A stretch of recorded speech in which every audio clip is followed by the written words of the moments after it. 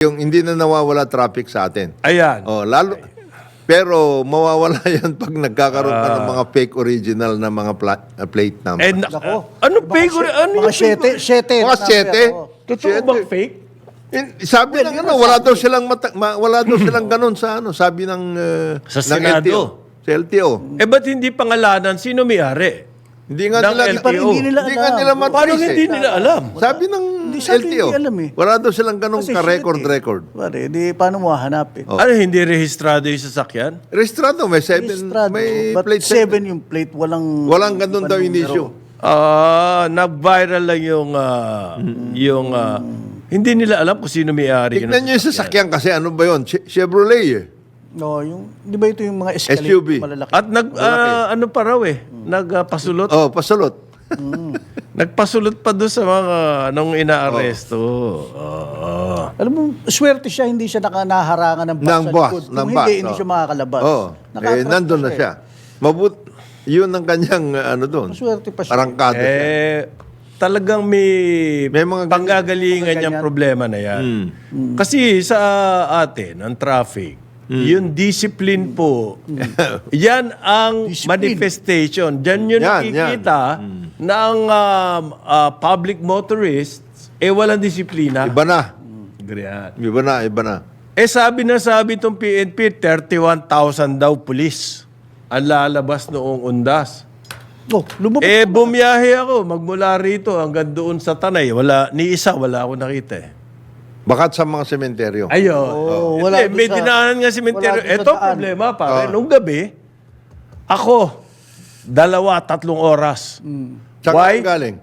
Hindi gumagalaw ang traffic sa Marcos Highway dyan sa Kogyo.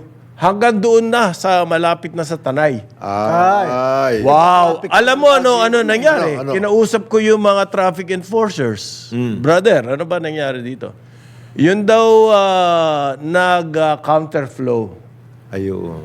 Yung papunta ng Tanay, nag-counterflow. Etong papunta ng Marikina, nag-counterflow din. So dalawa. Di pareho Wala. silang. Oo. Wala nangyayari. Wala nangyayari doon. Ayan. Was this approved counterflow? Yung Hindi Wala. nga. Kanya-kanya. talagang kusang Doon nga natin sinasabi yung Nasaan yung mga... ang ano kasi, pag ganyan marami sasakyan, hindi ba pare? Oo. Gagawa ng rerouting. Ganyan ang ginawa sa Makati. Ganyan ang ginawa sa Manila. At least doon dumadaloy. Sa Marikina, ganyan dyan sa Sukat, naging one way. Merong paraan na ginagawa. Dyan sa Antipolo, wala kang pwedeng rerouting. Isa lang ang kalsada. isa lang ang daan. Marcos. So ano susi dyan? Disiplina po. Yung disiplina, wag na natin asahan yung mga motorista. Dapat We have to enforcer. force them Oo. To be disciplined. to be disciplined. Paano mong gagawin yun? Okay? Kailangan may mga barriers, may mga along the way. Planadong-planado po yan. Congratulations sa Antipolo. Mukhang wala talagang plano. Engineering solution yun. Kawawa, ang dami Grabe. Ang dami na nakatira doon, doon sa may... Hindi yung Eastern Rizal. Sandali. Mabigat yan. Punong-puno ng Punong-puno tao yan. yan. Hitik na hitik yan. Oo. Kaya, nako, hindi gumagalaw. Kahapon naman, tingnan mo yung disiplina, pare. Dito sa SLEX, papuntang north, magmula Santa Rosa, papunta hanggang Alabang, ang luwag-luwag. Sukat, ang luwag-luwag. Pagdating mo sa Bikutan, barado. Yun na. Why? Yung mga lalabas ng Bikutan, inokupa, Yung mga lahat ng mga isa na lang ang natitira. Isa na lang ang natitira. So, paglagpas mo ng Bikutan, ako. Pero ang daming enforcer doon eh. Ino-overrule nila o whatever kung ano ino-overrule nila. Ano, sa Gagawa sila ng sariling... SLEX? Doon sa Bikutan Interchange. Hindi nga eh. Yung sa loob ng SLEX yung problema eh. Sa loob Sa loob na mismo. Ano na eh, inukupa na nila yung SLEX eh. Kaya yung mga galing sa mga Alabang, etc., wala na yun. Nahihirapan ngayon kasi barado. Barado na. Yun po ang sinasabing disiplina. Ngayon, paano natin sino ba responsive? LTO ba yan? Magtuturoan na naman yan. Si LTO, LTFRB. sino ba magtuturo sa atin? Paano gumamit ng kalsada? Paano ba yan? Pare, Ngayon kayo magkaroon ng presentation. education. Ha? Anong? Ngayon magkaroon ng press statement. LTO, LTFRB, MMDA, MMDA. Ngayon. PNP. Yan. Ngayon? Tuk- Bakit dinadaan ba sa press statement? sa laki. Solusyon? Oo. Education, Yan. enforcement, economics, engineering. Okay, yung engineering, kulang na nga tayo doon dahil wala tayong pera eh. Oh. So dahan-dahan tayong gumagawa niyan. Mass transportation, flyover, yung elevated freeway. Yan. Dahan-dahan po yan, hindi agad-agad yan. And yung economics of it, may kinalaman po yan sa mga hanap buhay, kaya maraming Mabigat. truck, mga ganyan, okay? So kailangan pag-isipan din yun. Yung mga truck, kailangan ba nasa Metro Manila yan? Meron bang policy na palabasin na yung mga factory dito, yung mga warehouses dito? Yan, that's Mahirap. Kasi for starters, hindi mo naman pwedeng Originally, ang economic development will grind to a halt. Really? Oo, kasi yan yung mga produkto na... nandito yung consumers at nandito rin yung mga... pero But hindi ba pwedeng outskirts of Metro Manila yung mga warehouses Hindi, dito? yun ang maganda. Tapos ang delivery rito, yung mga van, ay, gandang buhalan. Baka mga nakikita. Originally, ang ano nila dyan, magkaroon ng dedicated na parang trucks, train. Truck lane. Oh. Yung gitna. Yung gitna. Eh, di rin sinusunod yun. Wala rin yun. Ay, doon po papasok yung enforcement. Ayan. Yung enforcement, kapag may ulol, kailangan siguradong matikitan. Yung SUV ba na yun na pumasok doon sa bus lane, ano yun? They can just violate the rules with impunity, sabi ka. Hindi naman. Hinahanap nga siya, kaya lang wala daw ganun inisyo na... Anong klaseng enforcement tayo? Hindi natin mahuli yung mga ganon. Tinignan, kinunan ng picture. That's it. That's it. Hindi, That's it. natakot That's din it. naman sila, baka sagasaan sila yung dalawang enforcer. Kinabahan, di ba? Medyo mukhang loko yung... Yung driver. Ano ibig sabihin niyan, parin Joel, sa akin? Naggawa ka ng bus lane, Tapos wala kang ano, hindi mo naman kayang i-implement. Pag may pumasok pala na ganon, wala ka na. at matatakot kang masagasaan, wala na. Anong klaseng sistema Programa yun? yun. Dapat po kasama dyan sa pinag-isipan dyan, paano kung may pumasok? Yan. Anong gagawin natin? Gagawin mo. Paano natin uhulihin? Kung ulul or not, ganyan. Di ba? Meron bang Gaya nun, paraan? yun. Lagyan mo kagad ng ano. Well, Yung paku-paku na ginagawa sa or radio. Meron ba silang radio? Oo. Pag pumasok Radio. dito sa lugar na yun, nakita mo, radio, doon naabangan doon sa kabila. Parang walang radyo yung dalawa Wala. Radio. Yung Yan. mga ganon. Yung mga, So, meron tayong sistema, Radio is good. hindi naman natin kayang i-implement na bawal pumasok doon. dapat Dapat sinabot leksyon sa atin to eh. Dapat pinag-iisipan yan. Sino ba namamahala niyang busway na yan? MMDA. Ay, Tsaka merong robbing. Akala ko dati merong robbing eh. LTO tsaka MMDA. May mga robbing nakamotor. This particular case, wala at that time. Habulin. Kasi kahit pa paano, mahabol nila, masusundan nila sa pupunta. so hindi lang naman yung mga SUV na yan eh. Marami pa iba gumagamit at hindi naman nahuhuli. Daming mga dumadaan dyan kotse, motor. Ang kaya nilang hulihin, motor. Tapos comedy pa yan Nakikipagpatintero pa sila yung... Ano ibig Kasi may sabihin? mga motor, hindi titigil. Okay. Ito, hahablutin niya. I mean, which is a dangerous gun. Oo, pareho. Pag hablut mo, Doon sa semplang enforcer. yung enforcer. Pareho kayo. Pareho kayo. Semplang. In other countries talaga, titigil talaga ang Oo. Titigil ang, Nandun nga yung disiplina eh. Para magkaroon ng disiplina, kahit pa paano. kailangan alam nila kung ano ang mga rules. Alam ba na lahat ng motorista kung ano ang mga rules and regulations? Ano yung mga traffic signs? Alam ba nila? Hindi. Number 2, para ma-enforce yung disiplina, kailangan ng enforcement. Hindi natin, meron ba tayong enforcement? Enough enforcement. Yun ang nakakatakot dito. Paano masosolve yung traffic kung yung mga kailangan gawin hindi naman nagagawa? Kamukha yung disiplina, na sinasabi natin, parang Joel, di ba, palagi na lang yan merong gumagamit yung busway na yan. Ba't nagtayo pa tayo ng busway? Oo. So sabi po ni Transportation Secretary Jaime Bautista, he condemns the actions of the driver and passenger. So, hanggang doon na lang tayo. Unless wag ng busway, yung tunay talagang, ano ba yung mga electric, kasi yun hindi pa papasok ng mga kotse yun eh. Alin? Yung electric na bus, yung parang, yung, Sa gilid? oo. Yung may riles? Oo. Di Ay, ba hindi, yung nakikita merong natin bus- sa ibang bansa, yung, Tram? well, it's, Hindi, merong electric bus nagagawin na- sana nila sa Cebu eh. nasa gilid lang. Oo. Yun, hindi papasukin ng ano yun. Hindi, bukas naman yung kalsadong yun eh. Hindi naman sarado eh. But, Hindi, bukas yun, hindi that's not sarado. The point is talagang there's something about nagrumabi na talaga yung violation ng mga Filipino motorists. Yung kinikwento mo dun sa Antipolo, yung kinikwento mo dun sa may SLEX? SLEX. Buti pa What's running in sa NLEX nung Sabado, nag-out of town ako, mahayos. Oo. Ang ganda ng traffic. Okay? Nagkaroon lang ng pile up, mga 10 kotse. Banda rito sa Bulacan, 10 kotse.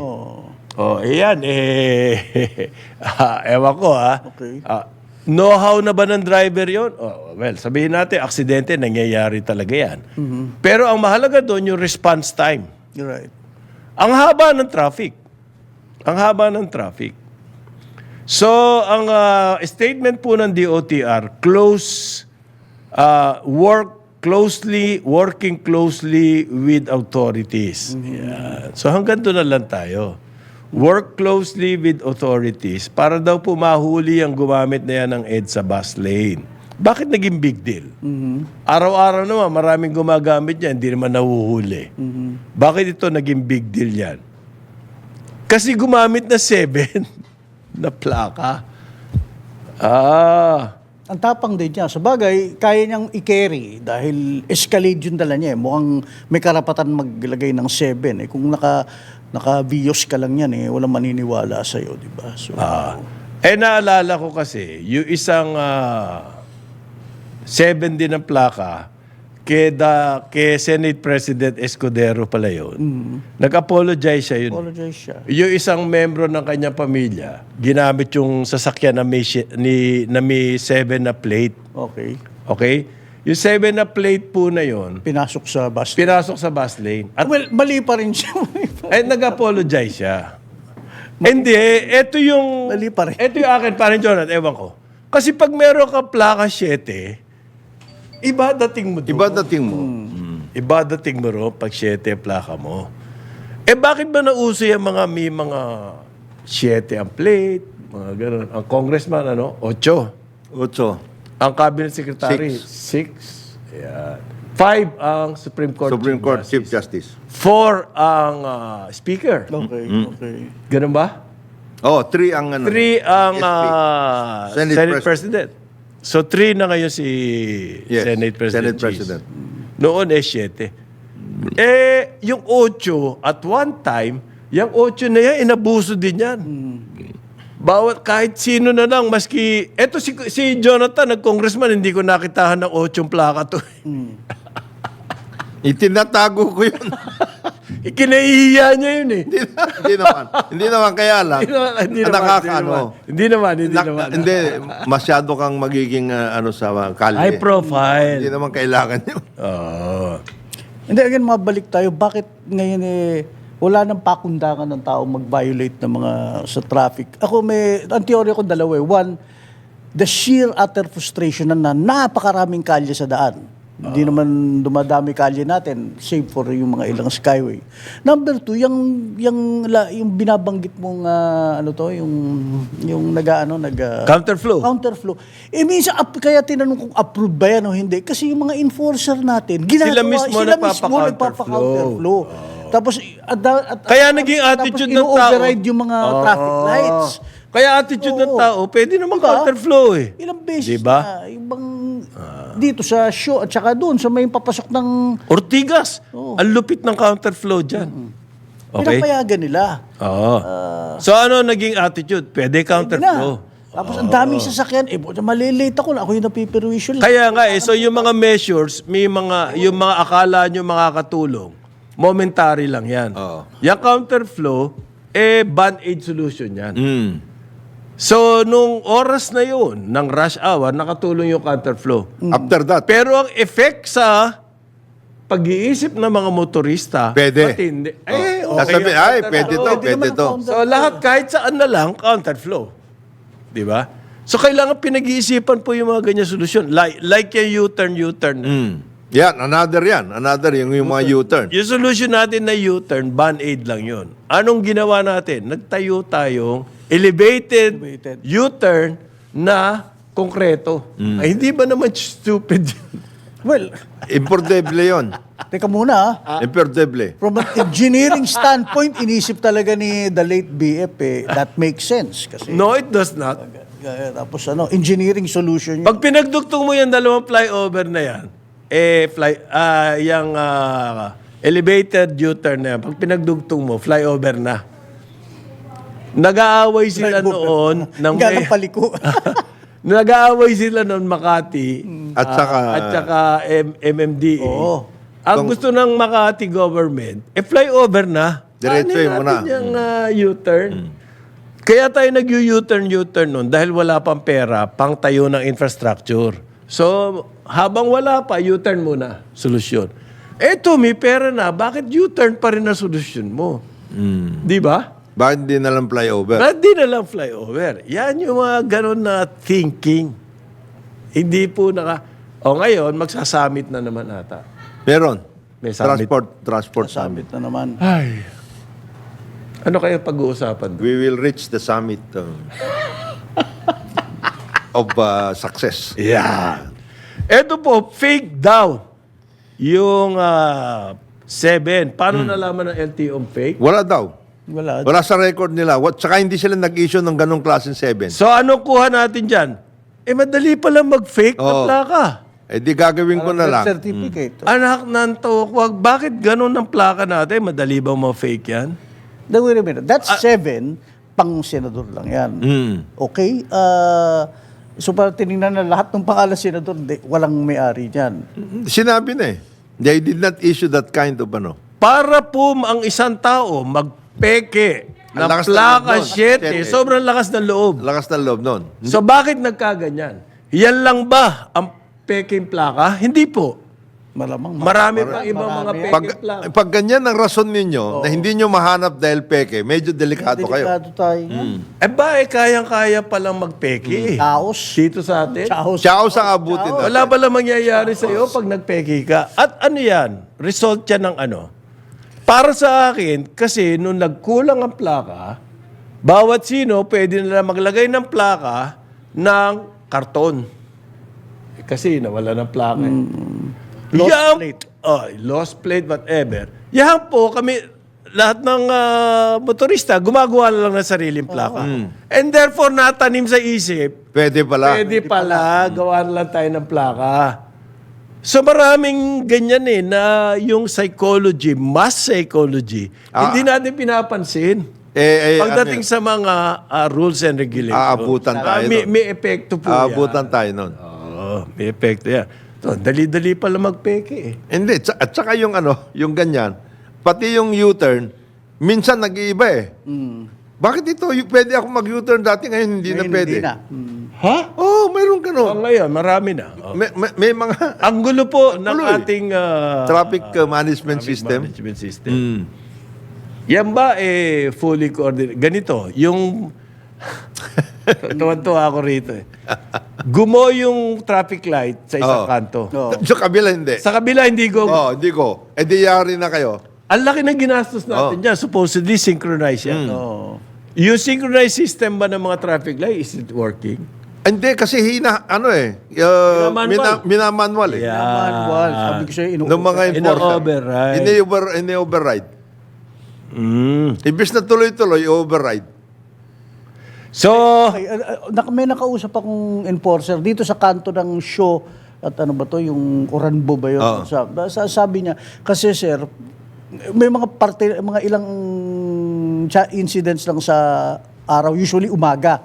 Maraming kotse. Meron daw kasing mga pasaway at nagbibiting the red light. So, ino-override nilang sadya yun Para mahawakan nila. para mahawakan na. O, tama na, stop. Huwag ka nang tutuloy. Yellow box na yan, sabi. Later, pag ino-override kukunti nila. na kotse, pababayaan ng lane traffic light. Ayun. Ayun. Yun ang explanation niyan. So during rush hour lang yung override. Okay. Okay yun. Kung ganon. Ang problema, Ang walang ganun yun dun sa papuntang McKinley Hill. Dahil sabi, utos kasi ng mga Ang, nakamasikip na ang Amerikana. problema dyan, masikip na Amerikana, bawal ang override. Pag nag-override ka at lahat, tapos yung sa kabila na ino-override mo punong-puno na, businahan ng Oo! Ay, yun yung sinasabi yung bikutan, sukat, at saka Ganon. damor, ganon. Ay, Talagang- businahan na yun. At saka dito rin, sa shore rin. Ganon. Estansya, yan. Alam mo, Olaga system, meron din yan. Halimbawa, yung mga kalsada na maraming jeep, pinapayagan ng mga traffic enforcers na tumambay yung mga jeep. Tumamba yung jeep. Oh. Bakit? Wala ako sagot. Hindi, kasi para daw, Kumita naman. Hindi, tsaka para makatipid naman kasi masyado ng hirap ng mga jeep. Ayan. Hanap, Ganun ba naghahanap yun? buhay. Hanap buhay. Di bali na yung mga ibang mga traffic ng gusto. Ganun ba? Ay. May maraming ganong kalye sa Maynila. Dati, yung mga bus notorious sa EDSA, yung nag-aabang ng pasahero. Oo. Tawag dyan, nagkakanto-kanto. So, nakaabang yan sa mga show, yung mga... Yung mga major. Major. Oh. Kaya nagkakabara-bara nun. So, nung naisip nila yung bus lane, lumuwag. So, ibig sabihin, mga bus ang may kasalanan. Kung bakit bumabara yung mga... Yung mga major intersection na major. ano yun? Disiplina yun. Ano ang programa natin sa disiplina? LTO. Kaya ngayon, ang LTO, ang kanilang press release, LTO assures the public Yan, importante. that a show cause order would be issued against the driver and owner of the SUV Hindi nga nila alam. Hindi nga ninyo alam in the soonest possible time. ayun, Yun yun. naman. Hindi nga nila alam. May Hindi nila alam kung sino eh. In the soonest possible. O, hindi nila sinasabi. Alam nila yan. Alam na nila. Sa tingin ko. Yung LTO daw po, binibigyan tayo ng assurance that it is working closely with Senate President Francis Chis Escudero. Ginawa mo pa. Bakit si Pag? Ginawa mo pa traffic enforcer si Senate President. Ano? Hindi, kasi si Chis ang nagsasalita. Bagay. So, para bulahin nila si Chis, ito. we are working closely with Senate. Kailangan makarating to sa Senate President, itong incident na to. Gumawa na po kayo ng programa for discipline, how to implement discipline. Kasi hindi yan ang Ano mga kailangan, ano ba susi para magkaroon ng disiplina? Number 1 dyan yung enforcement. Number 2 yung education. Education and enforcement equals discipline. At saka hindi yan ang kahuli-huli ang mangyayari. Ay! Sigurado na. Oo, sigurado. Sigurado. Araw-araw nga, may nangyayaring ganyan. Nakikita ko eh. Magdakay sa EDSA, subukan nyo. Araw-araw, may titira. Kahit pa paano. Magbabaka sakali.